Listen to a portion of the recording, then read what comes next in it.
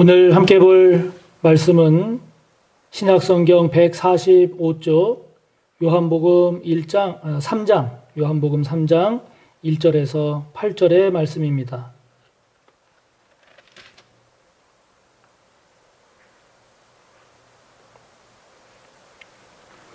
신약 145쪽 요한복음 3장 1절에서 8절까지의 말씀 함께 봅니다. 그런데 바리새인 중에 니고데모라 하는 사람이 있으니 유대인의 지도자라. 그가 밤에 예수께 와서 이르되 랍비여, 우리가 당신은 하나님께로부터 오신 선생인 줄 아나이다. 하나님이 함께 하시지 아니하시면 당신이 행하시는 이 표적을 아무도 할 수 없음이니이다. 예수께서 대답하여 이르시되 진실로 진실로 내게 이르노니 사람이 거듭나지 아니하면 하나님의 나라를 볼 수 없느니라. 니고데모가 이르되 사람이 늙으면 어떻게 날 수 있사옵나이까? 두 번째 모태에 들어갔다가 날 수 있사옵나이까? 예수께서 대답하시되 진실로 진실로 내게 이르노니 사람이 물과 성령으로 나지 아니하면 하나님의 나라에 들어갈 수 없느니라. 육으로 난 것은 육이요 영으로 난 것은 영이니 내가 내게 거듭나야 하겠다 하는 말을 놀랍게 여기지 말라. 바람이 임의로 불매 내가 그 소리는 들어도 어디서 와서 어디로 가는지 알지 못하나니 성령으로 난 사람도 다 그러하니라. 아멘.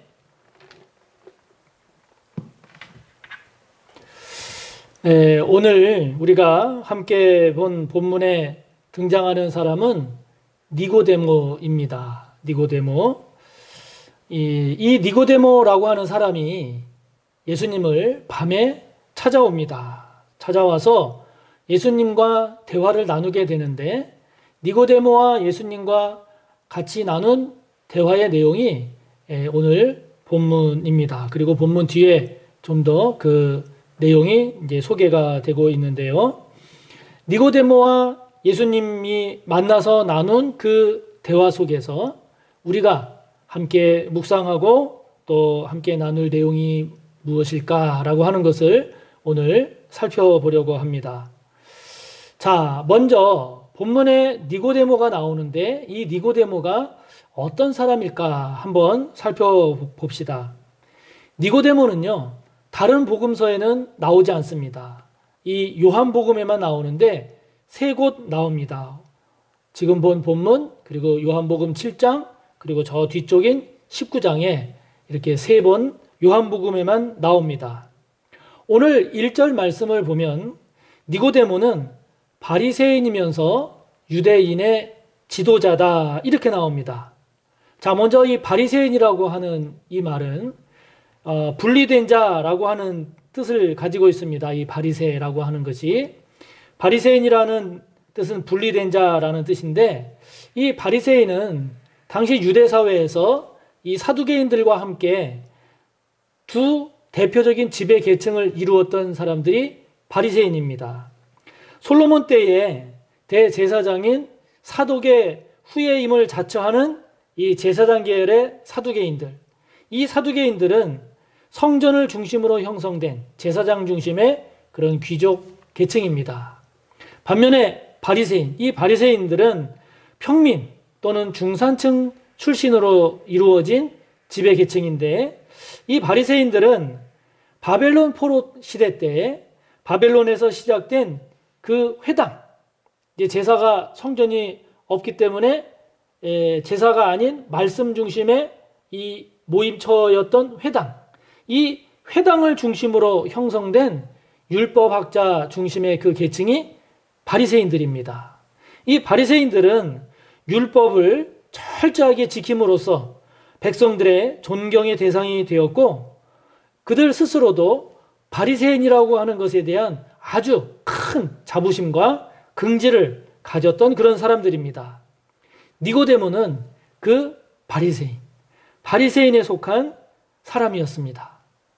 자, 또 뿐만 아니라 또 한 가지, 이 니고데모는 유대인의 지도자라 그랬죠. 이때 지도자에 사용된 헬라어 아르콘이라고 하는 이 단어는 당시 유대 사회에서 최고의 지위층에, 최고위층에 속한 산헤드린의 공회원들을 나타내는 말이기도 합니다. 70여 명으로 구성된 이 산헤드린은 이스라엘의 최고 기관입니다. 최고 기관이어서 오늘날로 말하면 국회의원, 판사, 검사 이 권한을 합친 것과 같은 그런 아주 막강한 그런 권한을 가졌던, 행사했던 그런 기관의 구성원, 그게 바로 산헤드린 공회원인데, 이 니고데모가 바리새인이면서 그런 산헤드린의 공회원이었다 하는 것이죠. 그런 사람이 최고위층의 막강한 권한을 행사하고 있는 그런 사람이 예수님을 찾아왔다 하는 거죠. 당시 예수님은 사람들이 보기에는 저 북쪽 나사렛 지방 출신의 30세 정도 되는 그런 사람에 불과했습니다. 니고데모와 같은 그런 최고위층의 최고 지위에, 그리고 그 막강한 권한을 가진 그런 사람이 찾아갈 그런 사람은 아닌 것으로 사람들이 생각하기가 쉽죠. 그런데 니고데모가 그 예수님을 찾아왔다 하는 것입니다. 저는 이런 니고데모의 모습을 보면서 참 이 니고데모가 사람을 볼 줄 아는 그런 식견을 가지고 있구나. 이 니고데모가 생각이 있는 사람이구나. 이 니고데모가 용기가 있는 사람이구나 라고 하는 것을 느끼고 생각하게 되었습니다. 저는 우리 서울교회에서 이 니고데모와 같은 아주 훌륭한 그런 인재들이 많이 나오기를 바랍니다. 판사도 나오고 검사도 나오고 변호사도 나오고 외교관, 국회의원, 장관, 대학 교수, 총장, 나아가서 대통령도 나오는 그런 인재가 많이 나오는, 니고데모와 같은 그런 인재들이 많이 나오는 우리 교회가 되기를 바랍니다. 기업의 CEO 뿐만 아니라 위대한 사상가들도 우리 서울교회에서 많이 나오기를 바랍니다.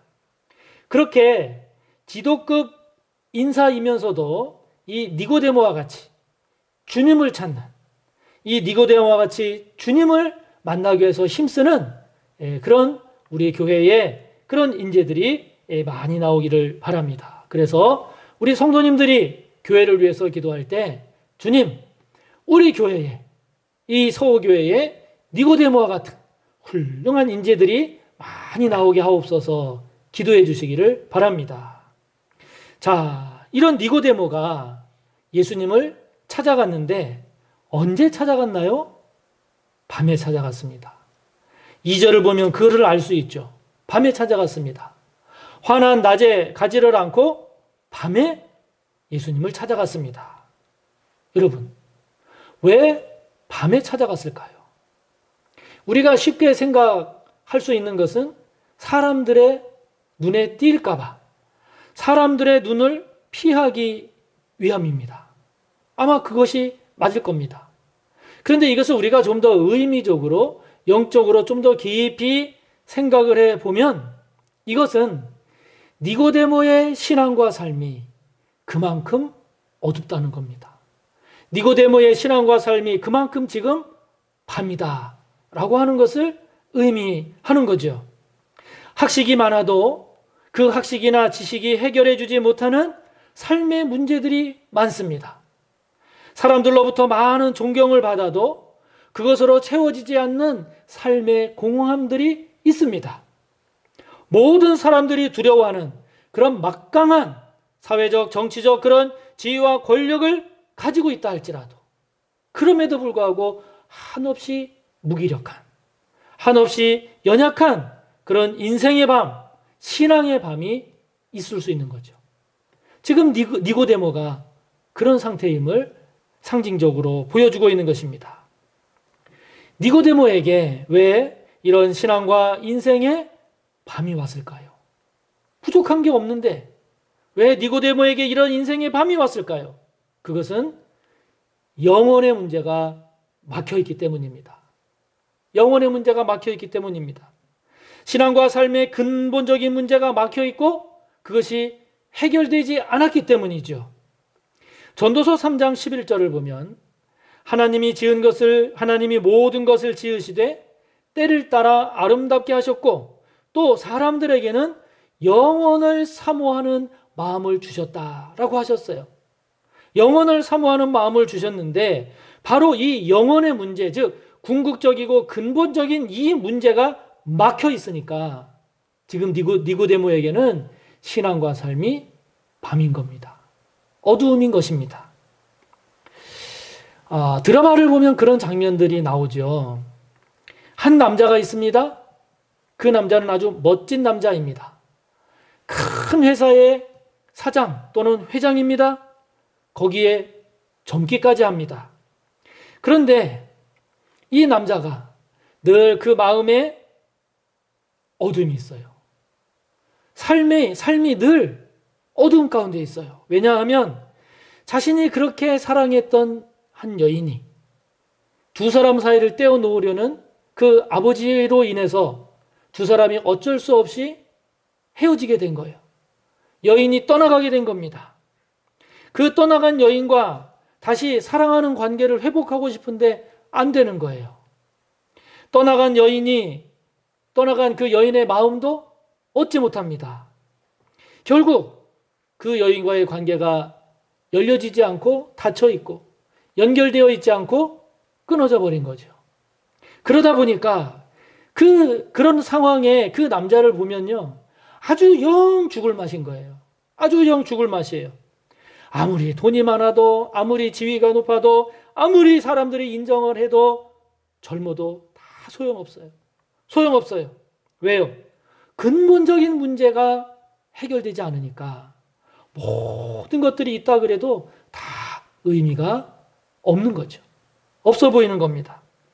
인간은 영적인 존재여서 이처럼 영혼에 대한 문제가 해결되지 않으면 무엇을 가져도 답답한 겁니다. 답답한 겁니다. 궁극적인 문제가 환하게 비춰지고 그리고 시원하게 열리지 않으면 아무리 많이 배워도 가져도 멋있어도 젊어도 건강해도 모든 것이 좋은 모든 것이 있어도 다 안 좋은 것이죠. 그러나 반대로 영혼에 대한 문제가 해결이 되고 근본적인 문제가 해결이 되면 인생이 환한 겁니다. 얼굴이 환한 것입니다. 모든 것들이 좋지 않아도 모든 것이 좋아 보입니다. 어떤 상황이 주어진다 할지라도 기쁘고 감사할 수가 있게 되는 거죠. 니고데모는 이런 영혼에 대한 문제, 참되고 영원한 이 진리의 문제가 해결이 안 된 겁니다. 해결이 안 되고 막혀 있는 겁니다. 그래서 아무리 많이 배웠어도, 아무리 지위가 높아도, 아무리 권한이 막강해도, 아무리 가진 것이 많아도 그것이 가진 것이 아닌 게 된 거죠. 그야말로 인생과 신앙의 밤을 보내고 있는 겁니다. 그러므로 사랑하는 성도 여러분, 여러분은 영혼의 문제가 해결되셨는지요? 여러분은 영원하고 참된 그 진리의 문제가 해결이 되셨는지요? 그래서 다른 것은 좀 없고 부족하고 열악해도 근본적인 문제가 해결된 사람은 기쁘고 감사하고 소망 가운데 살아갈 수가 있습니다. 그러나 이것이 해결되지 않으면 가져도 가진 것이 아닌 것으로 인생을 사니 오늘 만약에 여러분 중에도 이 문제가 해결되지 않은 분이 있다면 오늘 이 시간을 통해서 꼭 해결받으시기를 축복합니다. 그래서 더욱 새롭고 기쁘고 소망 가운데 감사하며 사는 저와 여러분이 꼭 되시기를 바랍니다. 이 영혼의 문제로 고민하면서 밤에 찾아온 니고데모에게 예수님께서 정곡을 찌르십니다. 정곡을 찌르세요. 자, 여러분 3절을 보시기 바랍니다. 예수께서 대답하여 이르시되 진실로 진실로 내게 이르노니 사람이 거듭나지 아니하면 하나님의 나라를 볼 수 없느니라. 아멘. 예수님은 한마디로 영혼의 문제는 거듭나야 한다라고 말씀하십니다. 그러니까 여러분, 신앙생활에서 제일 중요한 게 뭘까요? 거듭나는 겁니다. 거듭나는 겁니다. 거듭나야 신앙의 문이 활짝 열립니다. 거듭나야 하나님의 나라가 어떤 나라인지 보입니다. 거듭나야 하나님의 나라가 어떤 나라인지 알 수 있습니다. 거듭나야 알 수 있습니다. 거듭나야 그 거듭난 시각으로, 거듭난 마음으로, 거듭난 생각으로 바라봐야 그래야 하나님의 나라를 볼 수 있고 알 수 있는 거죠. 그러므로 우리가 만사를 제쳐놓고 모든 것을 제쳐놓고 해결해야 할 문제가 있다. 거듭남의 문제입니다. 거듭남의 문제입니다. 거듭나야 정말로 신앙이 무엇인지를 알고, 거듭나야 주님과의 관계를 바르게 하고, 거듭나야 하나님이 기뻐하시는 삶을 살아갈 수가 있습니다. 우리의 자녀들 많이 배워서 좋은 학교, 좋은 직장에 가서 높은 지위에 오르고 교회와 그리고 이 나라와 이 민족을 위한 큰 일꾼이 되기를 바랍니다. 그런데요, 믿음을 갖고 거듭나 보니 정말 더 간절한 소망이 있습니다. 그거는 거듭나는 겁니다. 우리의 자녀들이, 우리의 다음 세대들이 거듭나는 겁니다. 이게 더 간절한 소원입니다. 정말로 거듭나서 주님을 깊이 만나서 영혼의 문제가 해결이 된 그런 분명한 믿음의 자녀, 그런 분명한 하나님의 자녀로 살아가기를 정말 바라게 되는 것입니다. 그러므로 먼저 우리와 그리고 우리의 자녀들, 우리의 후손들 모두가 다 거듭나기를 축복합니다. 참된 영혼의 문제가 해결이 되어서 하나님과의 관계, 주님과의 관계가 활짝 열리며 살아가기를 간절히 바랍니다. 그러면 여러분, 이 거듭난다라는 게 뭘 말하는 것일까요? 무슨 의미일까요? 니고데모의 말처럼, 4절의 말씀처럼 어머니 뱃속에 다시 들어갔다가 나와야 하는 것일까요? 거듭난다는 게 뭘까요? 여기 거듭난다라고 할 때에 거듭이라고 하는 말에 사용된 헬라어 아노덴이라고 하는 이 단어는 처음부터, 완전히, 철저히 이런 뜻입니다. 또 다시, 두 번째 이런 뜻입니다. 또 하나는 위에서부터, 하나님께로부터 이런 뜻입니다. 그러니까 거듭난다라고 하는 것은 다시 태어나는 것처럼 완전히 철저하게 위로부터, 하나님께로부터 난다라고 하는 뜻입니다. 하나님께로부터 새롭게 태어나는 것을 말합니다.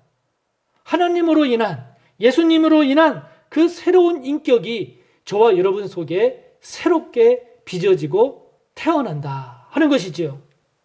5절에서 예수님께서 말씀하시기를 물과 성령으로 나지 아니하면 거듭날 수 없다 이렇게 말씀하셨는데, 물로 태어나는 것을 물세례 이렇게 본다면 성령으로 나는 것은 성령으로 세례받는 것을 말합니다. 다시 말하면 우리가 세례받을 때 물에 들어가면서 내가 죽고, 그래서 물에서 나오면서 내가 새롭게 태어나듯이 우리가 성령에 잠김으로써 나의 옛사람이 죽고 성령을 통해서 새롭게 태어남으로 거듭나는 것입니다. 거듭나는 것입니다. 그것은 예수님을 만남으로 인해서, 예수님을 내 마음에 영접하여 예수님을 나의 왕으로, 나의 주인으로, 나의 구원자로 온전히 영접함으로써 옛사람이 죽고 예수님으로 인한 새로운 사람으로 태어나는 것, 이것이 거듭나는 겁니다. 이것이 거듭나는 겁니다. 여러분, 거듭나셨습니까? 거듭나셨습니까? 제가 잊지 못하는 6.25 일화 가운데 하나입니다. 한국전쟁이 한창인 6.25 때 추운 겨울날 미군 병사 한 사람이 다리를 지나가게 되었습니다. 그런데 어디선가 어린 아기의 울음소리가 들려옵니다. 다리 아래서 들리는 것 같았습니다. 가보니까 한 여인이 쓰러져 있는 겁니다. 자세히 보니 그 여인은 이미 죽어 있었습니다.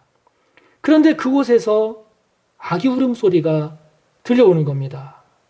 그래서 그 여인을 이렇게 들어보니 그 여인 품속에서 태어난 지 얼마 안 된 아기가 울고 있었던 겁니다. 좀 더 상황을 자세히 보니 이 여인은 거의 옷을 벗은 상태였는데 그 자신의 아기를 살리기 위해서 자신의 옷 하나하나를 벗어서 그 아기를 감싸가고 있었던 거지요. 미군 병사는 그 여인을 양지 바른 곳에 묻었습니다. 그리고 그 어린 아기는 자신이 미국으로 데려가서 키웠습니다. 그 아기 미국에서 잘 자랐습니다. 청년이 되어서 물었지요. 자신이 어떻게 미국에 오게 됐는지. 미군 병사였던 양아버지는 그 자초지종을 얘기해 주었습니다. 이야기를 들은 그 청년은 양아버지와 함께 한국을 찾게 되었습니다. 그리고 어머니가 묻혀있는 그 무덤을 찾았습니다. 그 어머니 무덤 앞에서 그 청년은 하염없이 울고 또 울었습니다.